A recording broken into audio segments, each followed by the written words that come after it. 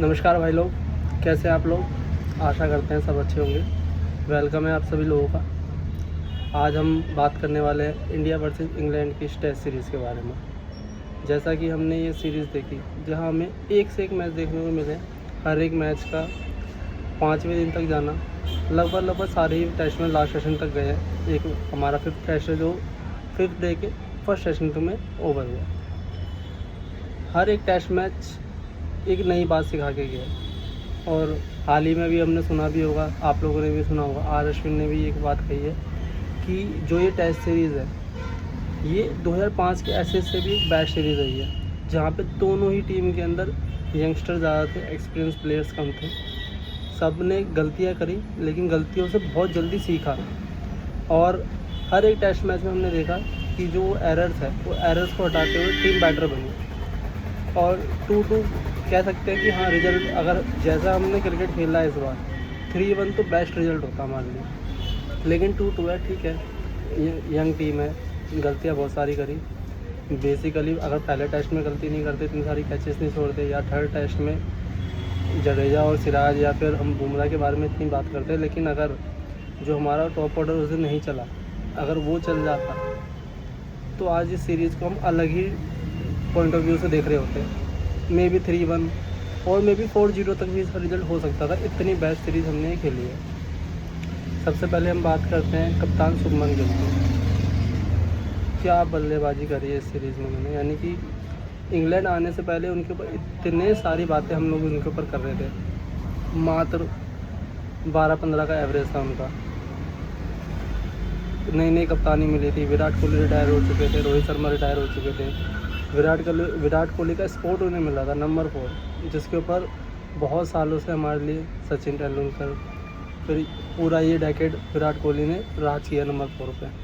Shubman Gill step up किया, number 4 उन्होंने जिम्मेदारी समझी, जिम्मेदारी ली, और पहले टेस्ट से ही उन्होंने दिखा दिया कि वो तैयार है नंबर 4 की स्पोर्ट्स के लिए। और मेरे को नहीं लगता आने वाले लंबे समय तक नंबर 4 को लेके कोई बातचीत होने वाली, क्योंकि शुभमन गिल ने ये तो बता दिया बतौर कप्तान और बतौर बल्लेबाज वो नंबर 4 पे लंबे समय तक राज करने वाले। बेहतरीन टेस्ट सीरीज़ रही है उनके लिए। सेकंड हाईएस्ट स्कोरर बने हैं इंडिया के लिए, 754 रन किए उन्होंने 5 टेस्ट की सीरीज़ में।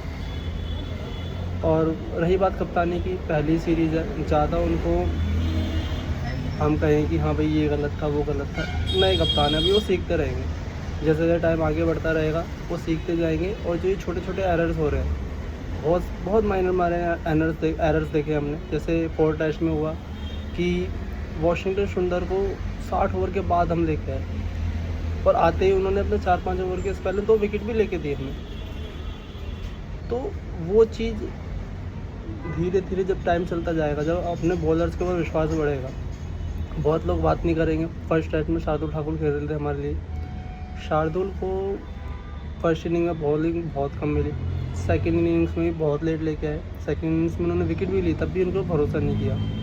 ओवर डिपेंडेंट होना बुमराह है या फिर सिराज के ऊपर भी, ठीक है, वो मेन बॉलर्स हैं हमारे, लेकिन जो हम बॉलर्स को खिला रहे हैं उनको भी पूरी तरह यूज़ करना बहुत ज़रूरी है। लेकिन ये एक्सपीरियंस के साथ ही आएगा। रही बात तो यानी कि जो उन्होंने टेम्परामेंट दिखाया है, टीम के लिए खड़े हुए हैं, वो बेहतरीन चीज़ है। वो हमें आगे आने वाले टाइम के लिए दिखा रहा है कि हाँ, जो शुभमन गिल है ये हमेशा टीम के लिए खड़े रहेंगे। ऐसा नहीं होगा, सॉफ्ट कैप्टन नहीं होंगे। जहाँ गलत होगा, गलत दिखेगा, वो गलत बोलेंगे, उस चीज़ को सही करेंगे। वो चीज़ हमने देखी। जैसे इंग्लैंड के दोनों ओपनर्स 90 सेकंड्स लेट थे, वहाँ पे उन्होंने बोला, वो सही बोला, एकदम सही बोला। जो लोग भी हमारे इंडियंस होकर भी उनको सपोर्ट नहीं कर रहे हैं, वो चीज़ गलत है।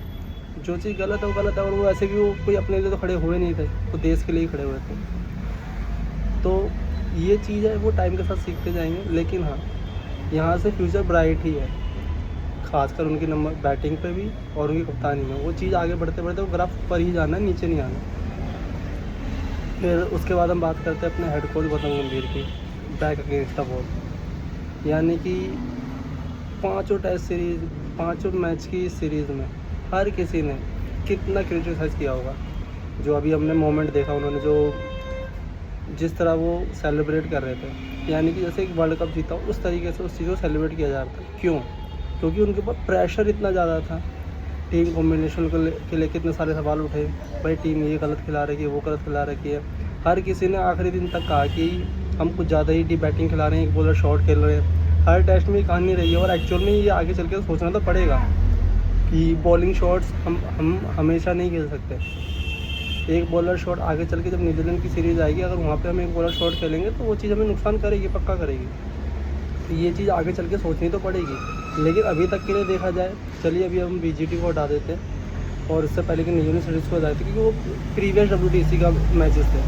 अब वहाँ पे हम फाइनल में नहीं गए, वो चीज़ ख़त्म हो गई। अब जो ये नई साइकिल शुरू हुई है, यहाँ पे हमने 2-2 से बराबर करी है सीरीज़। एक मैच ड्रॉ किया, 4th मैच आउटस्टैंडिंग था वो भी। अभी हम WTC साइकिल में भी नंबर 3 पे हैं। तो इसका मतलब ये है कि अभी हम बैलेंस्ड है, कोई दिक्कत वाली बात है नहीं है। लेकिन आगे चल के टीम कॉम्बिनेशन के बारे में ज़रूर सोचना पड़ेगा। हाँ, एक बात गौतम गंभीर की बहुत अच्छी है, वो अगर किसी माइंडसेट के साथ जा रहे हैं तो उस चीज़ को उन्होंने छोड़ा नहीं है, 20 सीरीज़ में भी नहीं छोड़ा, आखिरी तक वो उस चीज़ के लिए लगे रहे। यानी कि फिफ्थ टेस्ट में हम देखा जाए, किसी ने नहीं सोचा होगा कि इंडियन 8 बैटर्स के साथ जाएगी और ओनली 3 फास्ट बॉलर के साथ जाएगी। एक तरीके से देखा जाए तो हम पूरा टेस्ट 3 फास्ट बॉलर के साथ ही खेले। 2 स्पिनर्स जो थे हमारे पास वो ऑलराउंडर है और इतना उनका यूज़ भी नहीं हुआ इस विकेट के ऊपर। तो ऑब्वियस सी बात है, 1 बॉलर तो शॉर्ट थे, लेकिन जो एक एक्स्ट्रा बैटर खेला, एक प्योर बैटर खेला, उसका फ़ायदा ज़रूर मिला। क्योंकि करुण नायर ने भी पहले इनिंग में अर्धशतक मारा था, वो चीज़ हमें काम करके गया। क्योंकि अगर वहाँ पे हम इतना स्कोर नहीं करते, वो चीज़ हमें नुकसान करती। तो ये है, आगे चल के गौतम गंभीर को देखना पड़ेगा। अभी तो रिलीफ है कि हाँ, हमने 2-2 से सीरीज़ बराबर करी है, ठीक है, रिजल्ट बैलेंस्ड है, कोई दिक्कत वाली बात नहीं है। लेकिन आगे चल के उनको सोचना पड़ेगा कि डीप बैटिंग देखें और इतना ज़्यादा ऑलराउंडर्स का ना सोचते हुए प्योर बैटर्स या प्योर बॉलर्स के बारे में सोचें। बाकी जिस तरीके गौतम गंभीर का माइंडसेट है, जिस तरीके से वो चाहते हैं डीप बैटिंग लेना, तो उसके लिए एक खिलाड़ी है जो उनके लिए हमेशा फिट रहना चाहिए, उसका नाम है नीतीश कुमार रेड्डी। बहुत बात नहीं हो रही उनके बारे में क्योंकि इतना खास फॉर्म नहीं रहा, BGT में उनका फॉर्म बेहतरीन था। लेकिन जो उनका प्लान है आगे चल के जो हमें दिख रहा है, उसके मुताबिक नीतीश कुमार रेड्डी का फिट रहना बहुत ज़रूरी है। क्योंकि जैसे ही वो फिट रहेंगे तो आपको 3 पेसर, फिर एक नीतीश कुमार रेड्डी द ऑलराउंडर 4, फिर जडेजा और सुंदर की भी बॉलिंग मिलेगी। यानी कि आपके 6 बॉलिंग ऑप्शंस हो जाएंगे, जहाँ पे 4 पेसर्स आपको मिलेंगे, सेना कंट्रीज़ में स्पेशली जहाँ की मैं बात कर रहा हूँ। 4 फास्ट बॉलर्स हो जाएंगे और 2 बेहतरीन स्पिनर आपके पास रहेंगे, ठीक है। तो अगर इसी प्लान से चलते हैं तो उनके लिए नीतीश कुमार रेड्डी का फिट रहना बहुत ज़रूरी है। जो कि आप देख रहे होंगे ज़्यादा कोई बातचीत हो नहीं रही, कोई इस बारे में बातचीत भी नहीं कर रहा। तो ये चीज़ ज़रूर ध्यान रखनी होगी हमें भी कि जितना हम क्रिटिसाइज उन्हें कर रहे हैं, लेकिन ये डीप बैटिंग लाइनअप उन्हें ज़रूर काम कर रही है। इस सीरीज़ में उनको रिजल्ट देके गई है। क्योंकि हम पहले का रिकॉर्ड निकाल के देखेंगे, चाहे वो द्रविड़ का एरा हो, चाहे वो रवि शास्त्री जी का एरा रहा हो, उसके अंदर हमारी बैटिंग लाइनअप बहुत बार टॉप ऑर्डर से रन्स ही नहीं किए हैं। तो उस चीज़ का जो प्रेशर है ना, वो आज तक टीम इंडिया पर रहा है। वही सेम चीज़ को हटाने के लिए हम हमेशा एक बॉलर शॉट खेल रहे हैं, जिसकी वजह से अब हमें 20 विकेट लेने में दिक्कत आ रही है। अगर यही सेम बैटिंग लाइनअप के साथ हमारे पास 3 फास्ट बॉलर जो उस समय प्राइम पे थे, ईशांत शर्मा हो गए, मोहम्मद शामी हो गए, बुमराह हो गए, या फिर बुमराह, सिराज और शामी होते, तो शायद इतना फ़र्क नहीं पड़ता। क्योंकि वो 3 पेसर इतने इनफ थे कि वो 20 विकेट ले सकते हैं। लेकिन अभी क्या है, एकदम फ्रेश बॉलिंग लाइनअप है। 5 दिन ज़्यादा टेस्ट मैच नहीं खेले हैं, ठीक है। बहुत जनों को साइडलाइन भी कर दिया गया, जैसे मुकेश कुमार हो गए, इंडिया के लिए डेब्यू किया, उन्होंने ठीक ठाक परफॉर्मेंस किया, लेकिन उनको साइडलाइन कर दिया, उनके बारे में कोई बात भी नहीं कर रहा, ठीक है। फिर अभी अब अंशुल कंबोज आए, एक टेस्ट मैच खेले, उनको लग नहीं रहा कि अब अगले सीरीज़ में उनका नंबर आने वाला है, ठीक है। और अर्शदीप का तो डेब्यू भी नहीं हुआ इस बार। वो 5 टेस्ट मैच में हम बात करते रहेगा, लेकिन उनका डेब्यू हुआ ही नहीं। तो वो चीज़ें आगे चल के इन सब चीज़ों पे इनको सोच विचार करना पड़ेगा। लेकिन हाँ, अगर इनको इसी माइंडसेट से जाना है तो ये बात तो कंफर्म है, नीतीश कुमार रेड्डी का परफॉर्म करना और फिट रहना बहुत ज़्यादा ज़रूरी है। क्योंकि उनकी बॉलिंग बहुत काम आने वाले है सेना कंट्रीज़ में। हमने यहाँ पे भी देखा, जहाँ उन्होंने 2 टेस्ट खेले, वहाँ पर उन्होंने बॉलिंग अच्छी खासी करी, विकेट लिया, दोनों इनिंग्स में उन्होंने क्रॉली को आउट किया। तो बॉलिंग तो उन्होंने ओके बहुत बढ़िया करी, कोई दिक्कत वाली बात नहीं है। तो अब आगे चल के बात करते हैं हमारे 2 मेन ऑलराउंडर्स, वाशिंगटन सुंदर और रविंद्र जडेजा। उससे पहले आपसे एक चीज़ कहना चाहूँगा, हम रेगुलर वीडियो अपडेट्स देते रहेंगे, ठीक है। उसके लिए आप सब्सक्राइब करो ताकि आपको आने वाली वीडियो के अपडेट्स मिलते रहेंगे, ठीक है। और सबसे मेन चीज़ अगर आप सब्सक्राइब करते रहोगे, कमेंट करते रहोगे, तो आगे चल के हम इन क्रिकेट के जो भी बातें होंगी उसके ऊपर हम लाइव भी कर पाएंगे। क्योंकि लाइव करने का फ़ायदा तब है जब आप लोगों के कमेंट आएंगे तो हम उस कन्वर्सेशन को आगे बढ़ा पाएंगे। और वो कन्वर्सेशन करने का मज़ा तभी है जब आप लोगों का सपोर्ट मिले। तो सब्सक्राइब करते रहो आप इस चैनल को। सब्सक्राइब करेंगे तो आगे चल के और बेटर हम अपनी वीडियो को आप तक फैला पाएंगे। चलिए अब बात करते हैं रविंद्र जडेजा और वाशिंगटन सुंदर के रोल की। तो रविंद्र जडेजा की बेहतरीन टेस्ट सीरीज़ रही है। मेरे को लगता है आज तक की बैटिंग के मुताबिक देखा जाए तो उनकी सबसे बेस्ट सीरीज़ रही होगी। सेकेंड इनिंग्स में तो यार वो आउट भी नहीं हो रहे थे इन लोगों से, वो तो आखिरी इनिंग में आउट हुए, वरना 4 टेस्ट तक तो उनको आउट भी नहीं कर पाए वो सेकेंड इनिंग में। और जो उनका टेम्परामेंट है, आर अश्विन की मैंने एक बात सुनी थी, जडेजा द बैटर बहुत मेहनत करता है। यानी कि उन्होंने ये सोच रखा है कि मैं शुरुआत के 100 बॉल पर ड्राइव खेलूँगा ही नहीं, बॉल को छोड़ते जाऊँगा। उसके लिए चाहिए टेम्परामेंट, बहुत ख़तरनाक टेम्परामेंट है। नंबर 5, 6, 7 पर अगर आपका ऐसा खिलाड़ी आ रहा है तो आप विश्वास कर सकते हो कि आपको कोलैप्स नहीं होगा। और जब जडेजा चलते हैं तो कोलैप्स नहीं भी होता है। वहीं हम बात करें वाशिंगटन सुंदर की, इनकी सीरीज़ लोग ध्यान नहीं दे रहे इनकी बॉलिंग के ऊपर, लेकिन बॉलिंग से भी इन्होंने बहुत बढ़िया काम किया। आप लॉर्ड्स में देख लो, 192 का हमें टारगेट मिला, वो 292 का भी मिल सकता था अगर उनकी विकेट्स नहीं आती थी। उससे उसी की फर्स्ट इनिंग में या फिर उसके वाशिंगटन सुंदर ने उससे पिछले मैच में बेन स्टोक्स को आउट किया था, उसके बाद ही उनकी कोलैप्स हुई थी। तो ये चीज़ें हैं, लोग ध्यान नहीं देते, बहुत माइनर सी चीज़ें हैं। लेकिन वाशिंगटन सुंदर का जो परफॉर्मेंस रहा है बैटिंग का, तो हम हर कोई तारीफ़ कर रहा है। जो उन्होंने 4th टेस्ट में बैटिंग करी है और अभी 5th टेस्ट में भी जो उन्होंने लास्ट विकेट पे आके जो उन्होंने एकदम क्लूलेस कर दिया था इंग्लैंड को, इतनी बढ़िया बैटिंग करी थी। तो लेकिन जो उनकी देखी जाए उनके ऑलराउंड बॉलिंग भी बैटिंग भी दोनों ही वो बढ़िया कर रहे हैं। सबसे मेन चीज़ है, सेना कंट्रीज़ के अंदर हमारे स्पिनर्स आज तक जो भी रहे, जडेजा हो गए, अश्विन रह गए, उनका जो परफॉर्मेंस रहा है वो ओके रहा है, खासकर बॉलिंग से। लेकिन वाशिंगटन सुंदर द बॉलर, अगर वो हमारे लिए विकेट लेकर देंगे सेना कंट्रीज़ के अंदर, तो वो चीज़ आगे चल के इतना फ़ायदा देने वाली है जो अभी हम ज़्यादा लोग बात भी नहीं कर रहे ना सोच रहे। लेकिन अगर वो विकेट लेते हैं तो वो चीज़ एक जेन्युइन ऑलराउंडर काम करेगी। और गौतम गंभीर के दिमाग का सबको पता ही है, अगर नंबर 3 पर ज़्यादा दिन तक अगर साई सुदर्शन ने परफॉर्मेंस नहीं दिया तो ऐसा ना हो कि कुछ टाइम बाद हमें वाशिंगटन सुंदर नंबर 3 पर दिख रहा हो, तो कुछ कह भी नहीं सकते। लेकिन हाँ, ये चीज़ ज़रूर है कि उनकी जो बैटिंग एबिलिटी है, एक प्रॉपर बैट्समैन की तरह आगे चल के हम देख भी सकते हैं कि वो ऊपर प्रमोट किए जाएंगे, may be number 3, may be number 6, कि वो बल्लेबाज बनेंगे आगे चल के, ये बात तो कन्फर्म है। और अब फिर आगे बात करते हैं केएल राहुल द ओपनर की। भाई मैं जब से क्रिकेट देख रहा हूँ, 2007 या 2008 से क्रिकेट देख रहा हूँ, जब से यानी कि मेरे को होश रहा है कि हाँ मैं क्रिकेट देखता हूँ, तब से हम लोग बस यही सोचते थे यार कोई ऐसा ओपनर है जो लंबी बैटिंग करे। हमेशा क्या होता था, सेना कंट्रीज़ में जाके 10 पे 1, 20 पे 1, 25 पे 1, 30 पे 2, ये बहुत बार देखा है हमने, बहुत बार देखा है। लेकिन और ऐसा नहीं है कि टेस्ट सीरीज में हमारे पास ओपनर अच्छे नहीं थे। मुरली विजय, वीरेंद्र सहवाग, गौतम गंभीर, शिखर धवन, एक से एक ओपनर रहे।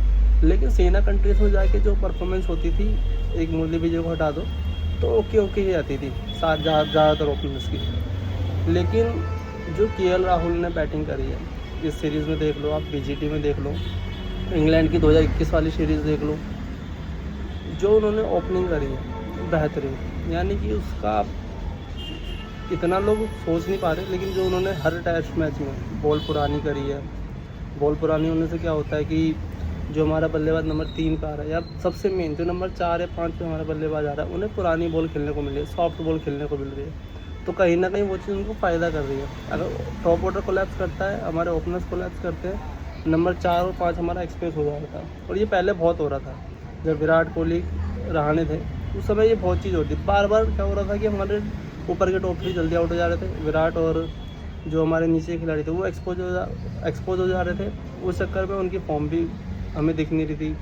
विराट कोहली का भी जो रिसेंट परफॉर्मेंस थी वो इतनी अच्छी जा नहीं रही थी। और कहीं ना कहीं वो भी बहुत बड़ा रीज़न बना कि मैनेजमेंट को या फिर विराट कोहली जो भी एक कंट्रोवर्सी है कि हाँ भाई जो विराट कोहली ने सिर्फ एक पेन डाउन करके उन्होंने रिटायरमेंट ले ली। लेकिन हाँ, जब से हम देख रहे हैं K L Rahul the opener with Yashasvi Jaiswal, जो उन्होंने डिफेंस दिखाया है, जो उन्होंने बाकी लोगों को कॉन्फिडेंस दिया, वो एक नेक्स्ट लेवल चीज़ है। क्योंकि आने वाले खिलाड़ियों को भी ये रहता है भाई इस पिच के अंदर कुछ नहीं है, हम खेल सकते हैं यहाँ पे। और यही हमारे जब 10 पे 2 जाते हैं ना, तो बॉल भी नया रहता है, और जो खिलाड़ी आ रहे होते हैं अंदर, उनको भी ये रहता है यार बॉल कुछ ज़्यादा ही कुछ कर रहा है।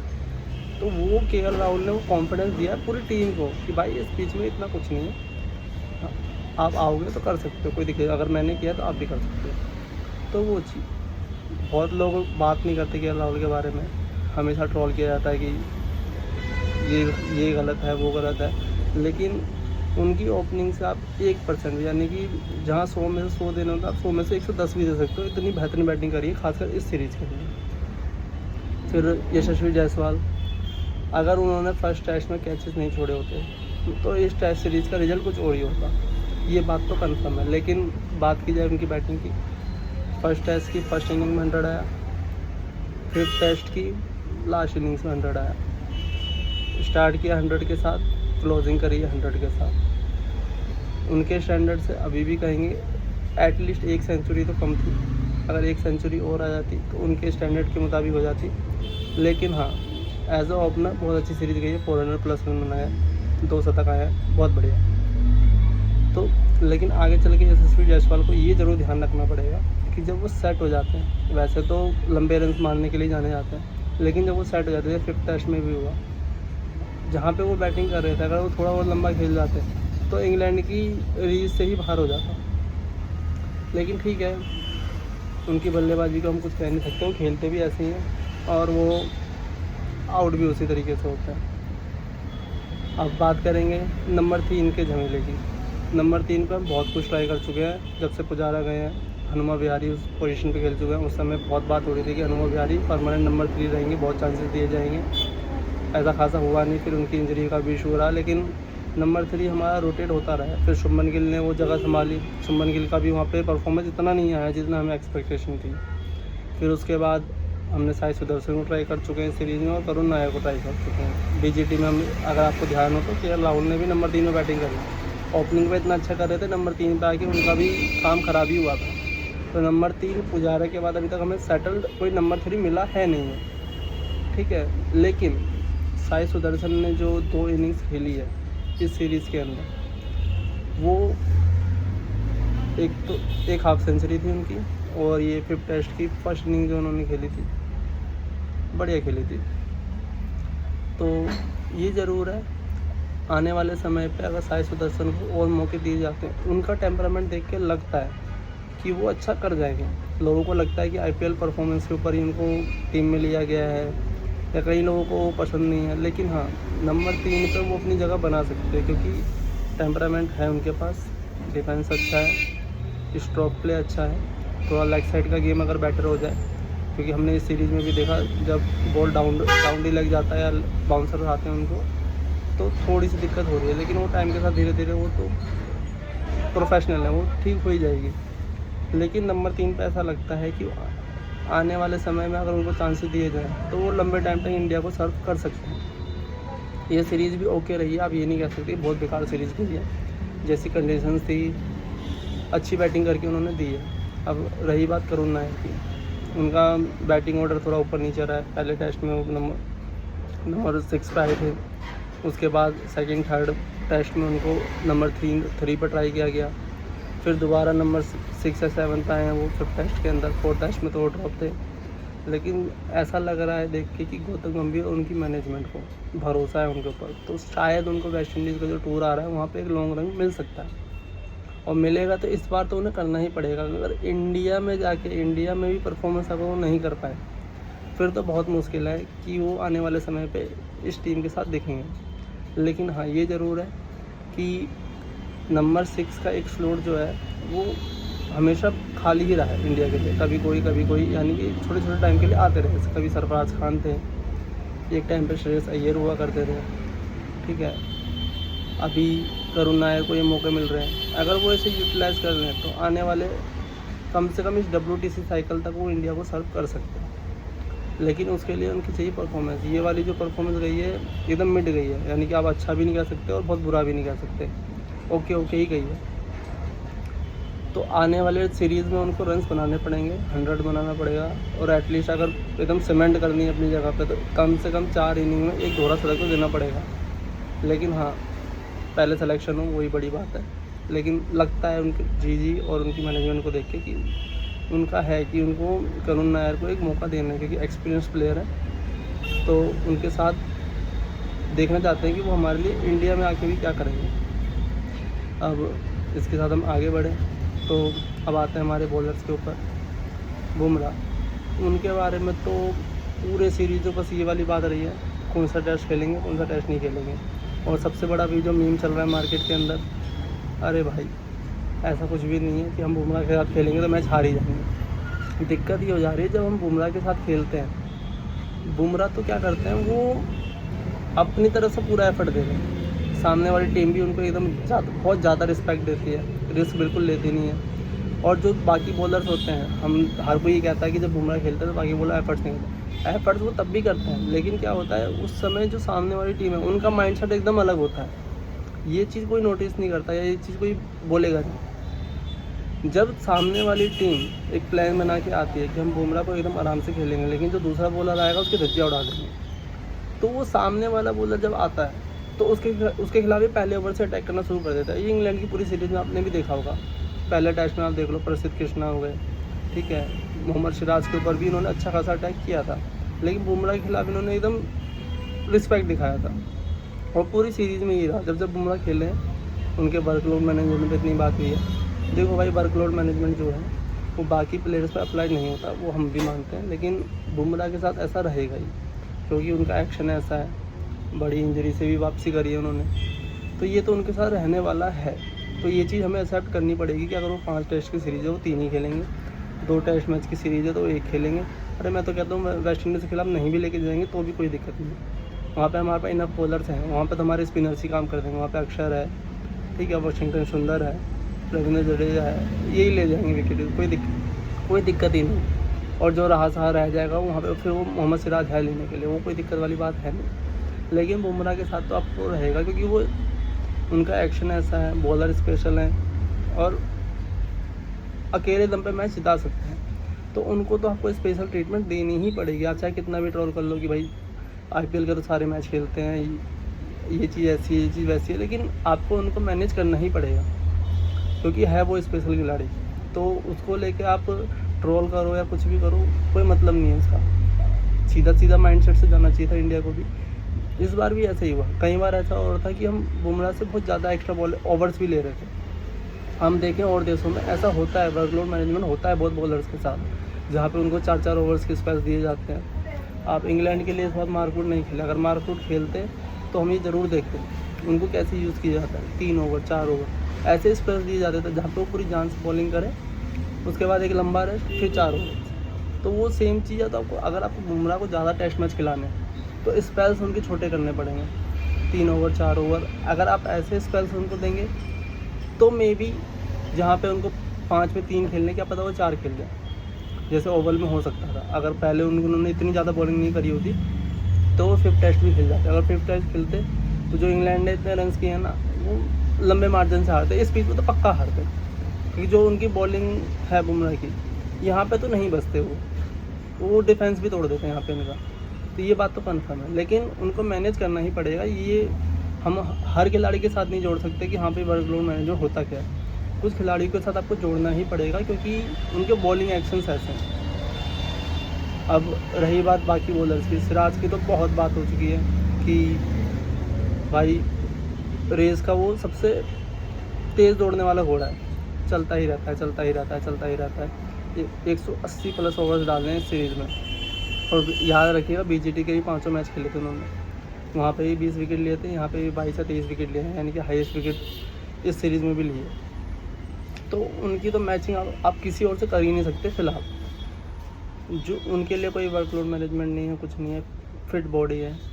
उन्होंने अपनी भी स्टोरी में ये चीज़ बता रखी है भाई। पहले तो वो नॉर्मल चप्पल पहन के, पजामा पहन के, जब उनके पास सुविधा नहीं थी तब इससे ज़्यादा ओवर डालते थे। अब तो भाई कंफर्टेबल शूज़ हैं, कंफर्टेबल सब कुछ कंफर्टेबल है, तो अब तो उनके मुताबिक उनका तो ये कहना है, मेरे को तो कोई दिक्कत ही नहीं है, तो वो आने वाले टाइम पे भी करेंगे। हाँ, ये है इंडियन मैनेजमेंट को सोचना पड़ेगा कि इनको हम ख़राब ना करते करवा के, जो तेल है ना उनके अंदर का पूरा निकालना थे, तो वो चीज़ तो उनको सोचनी पड़ेगी। तो ये चीज़ है। लेकिन हाँ, आने वाले टाइम पे कुछ ऐसे बॉलर्स हैं जो इंडिया को लंबा सर्व करने वाले हैं। बुमराह है ही, सिराज है ही, ठीक है, शमी अगर फिट हो जाएंगे वो वापस आ जाएंगे। लेकिन 2 बॉलर्स और हैं जो परमानेंटली इस स्क्वाड के आसपास ही रहेंगे और साथ में ही रहेंगे। सबसे एक नाम है प्रसिद्ध कृष्णा। हंसना मत भाई, हर किसी को लग रहा है कि वो तो रन मशीन है, बॉलिंग डालेगा तो इतने, भाई वो भी यूनिक बॉलर है। अगर आप क्रिकेट के बारे में अच्छे से जानते हो, उनकी बारीकियों के बारे में जानते हो, तो प्रसिद्ध कृष्णा एक ऐसा बॉलर है, ऐसे बॉलर इंडिया में कम पाए जाते हैं। टॉल पेसर है, हाई एम एक्शन है। जब वो अपनी फॉर्म पकड़ेगा ना, जैसा हमें बुमराह अनप्लेबल लगता है ना, वो बंदा भी अनप्लेबल ही लगेगा। और वो हमने देखा भी है, इस सीरीज़ में भी हमने देखा है। फॉर्म उनकी इतनी ख़राब नहीं है, बस ये है कि वो लाइन पकड़ नहीं पा रहे थे। कभी बॉल बहुत ज़्यादा बाहर हो रही थी, कभी लेग स्टंप से बहुत ज़्यादा बाहर हो रही थी, और पहली बार इंग्लैंड सीरीज़ खेल रहे थे, तो ऐसा होना लाजमी है। लेकिन जैसे जैसे उनको एक्सपीरियंस होगा, वो फॉर्म अपनी पकड़ेंगे, वो बहुत लीथल होने वाले हैं आने वाली सीरीज़ के अंदर। तो ऐसा बिल्कुल नहीं सोचना चाहिए कि प्रसिद्ध कृष्णा ख़त्म है, बिल्कुल नहीं। लास्ट इनिंग में भी अभी किसी ने बात नहीं करी है। सिराज के आगे वो मीम है ना, सिराज के आगे 100 माइक लगे हुए हैं और प्रसिद्ध कृष्णा के आगे एक भी माइक नहीं है। और एक्चुअल में उनकी जो परफॉर्मेंस रही है, अगर वही आखिरी विकेट लेते और पंजाब वो लेते हैं, तो शायद ये बात अभी हम कृष्णा के बारे में ज़्यादा कर रहे होते, क्योंकि उन्होंने भी मैच उन्होंने ही खोल के दिया था। तो वो चीज़ भी हमें याद रखनी पड़ेगी। जो रूट का अगर विकेट नहीं मिलता तो ये मैच तो गया ही था, चाहे उनके बगल से कितने भी गिरते जाते, लेकिन अगर जो रूट खड़े रहते, क्योंकि वो सामने वाले खिलाड़ी को भी कॉन्फिडेंस देते हैं कि मैं खड़ा हुआ हूँ, कोई दिक्कत वाली बात नहीं। तो वो चीज़ है। तो आने वाले टाइम में प्रसिद्ध कृष्णा और बेटर होंगे, ये बात कन्फर्म है। ये हम जो भी बहुत सारे क्रिकेट एक्सपर्ट्स हैं उनसे भी सुन चुके हैं कि वो एक यूनिक बॉलर है। तो आने वाले टाइम में जैसे जैसे एक्सपीरियंस मिलता जाएगा ना, अभी वो नए हैं, जैसे जैसे टेस्ट मैचेस में एक्सपीरियंस मिलेगा वो और बेटर होते जाएंगे। सेम चीज़ है आकाशदीप के लिए। आकाशदीप नए बॉलर से बेहतरीन बॉलर है। इस टेस्ट मैच में इतना लीथल दिखे नहीं है मेरे ख्याल से, इसलिए भी कि इंजर्ड थे, 100% फिट नहीं होंगे, कुछ ना कुछ इशू ज़रूर रहा होगा। लेकिन एक और चीज़ है उनके साथ कि पुरानी बॉल के साथ इतने विकेट नहीं लेते जो उनका पास्ट का परफॉर्मेंस कहता है। तो ये चीज़ उनको आने वाले समय इम्प्रूव करनी पड़ेगी, क्योंकि नए बॉलर से विकेट तो लेना जितना ज़रूरी है, लेकिन पुराने बॉल के साथ रन्स को मेंटेन करना और विकेट लेना उतना ही ज़रूरी है। वरना आप शुरुआत में चाहे 3 विकेट ले लो, लेकिन जब बॉल 40-50 ओवर पुराना हो जाएगा, उसके बाद एक पार्टनरशिप लग जाएगी, तो वो कॉन्फिडेंस भी ले जाती है टीम का, फील्डिंग में पूरा कॉन्फिडेंस ख़त्म हो जाता है। तो पुरानी बॉल से विकेट लेनी बहुत ज़रूरी है। तो ये चीज़ उनको ध्यान रखनी पड़ेगी। अब एक सबसे बहुत बड़ा जो मसला है वो है हमारी Indian team management left arm pacers को टेस्ट में क्यों इग्नोर करती है। इसका रीज़न हज़ारों लोग दे चुके हैं, लेकिन एक्चुअल में ये है कि जब टीम बनाने की बात होती है, हर कोई ये सोच रहा होता है, खासकर जो अभी मैनेजमेंट सोचती है कि जो हमारे फास्ट बॉलर्स भी खेल रहे हैं ना, वो थोड़ा बहुत हमें रन्स करके दे दें, वो सोचते हैं। जो नंबर 9 पे भी बल्लेबाज आता है, जैसा आकाशदीप हो गया, इस टेस्ट मैच के मुताबिक आकाशदीप को नंबर 9 पे आना था, हम उससे भी उम्मीद करते कि वो थोड़ी बहुत बैटिंग हमें दे दे। उस चक्कर में क्या हो रहा है, हमारे पास लेफ्ट आर्म पेसर जो भी हैं, अर्शदीप सिंह हो गए, अभी लाइन में खलील अहमद भी हैं, ठीक है, वो भी बहुत अच्छी बॉलिंग कर रहे हैं, इंडिया ए के लिए रेगुलर खेलते रहते हैं। लेकिन इन लोगों को मौके क्यों नहीं मिल रहे? क्योंकि इनकी बैटिंग पे कॉन्फिडेंस नहीं है बिल्कुल भी, कि इनको लग रहा है कि ये डिफेंस भी नहीं कर पाएंगे। उस चक्कर में ये कॉम्प्रोमाइज़ कर रहे हैं, प्योर फास्ट बॉलर से दूर भाग रहे हैं, खासकर लेफ्ट आर्म पेसर से दूर भाग रहे हैं, सिर्फ इसीलिए कि भाई वो बैटिंग नहीं कर सकते। मैं आपको लिख के दे रहा हूँ, अगर कोई एक ऐसा लेफ्ट आर्म पेसर आएगा जो यानी कि आपको 25-30 रन बना के दे दे, तो ये बात कन्फर्म है कि उसको ज़रूर खिलाएंगे ये लोग। और उस समय क्या बोलेंगे कि हाँ भाई हमारे को तो वैरायटी बनानी है बॉलिंग के अंदर, वहाँ पे फिर एक अलग कहानी आ जाएगी। लेकिन अभी भी सोच यही है कि जो नंबर 9 पे भी हमारा बॉलर आएगा, चाहे कोई भी फास्ट बॉलर आए, वो हमें थोड़ी बैटिंग करके दे दे। तो उस चक्कर में लेफ्ट आर्म पेसर्स की जो हमें एक वैरायटी है वो मारी जा रही है। ज़हीर खान के बाद एक सिर्फ जयदेव उनादकट है और एक नटराजन है जिन्होंने इंडिया को रिप्रेजेंट किया है। वो भी उन्होंने नटराजन ने तो एक ही मैच खेला है और उनादकट ने भी शायद 1 या 2 टेस्ट मैच ही खेले हैं, ठीक है। उसके बाद कोई लेफ्ट आर्म पेसर खेला ही नहीं है हमारे लिए।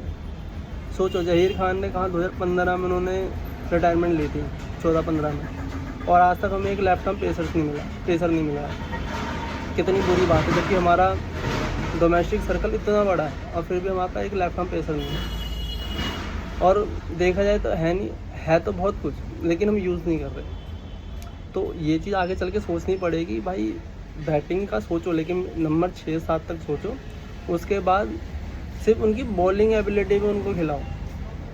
रन्स करके देंगे नहीं करके देंगे कि बात की बात है, लेकिन वो 15-20 रन के चक्कर में बॉलर्स के साथ कॉम्प्रोमाइज़ मत करो। जो तुम्हें लगता है कि 20 विकेट लेके देंगे उन्हें खिलाना चाहिए, चाहे वो अर्शदीप सिंह हो, चाहे वो आगे चल के खलील अहमद अगर सेटअप में आते हैं, ठीक है।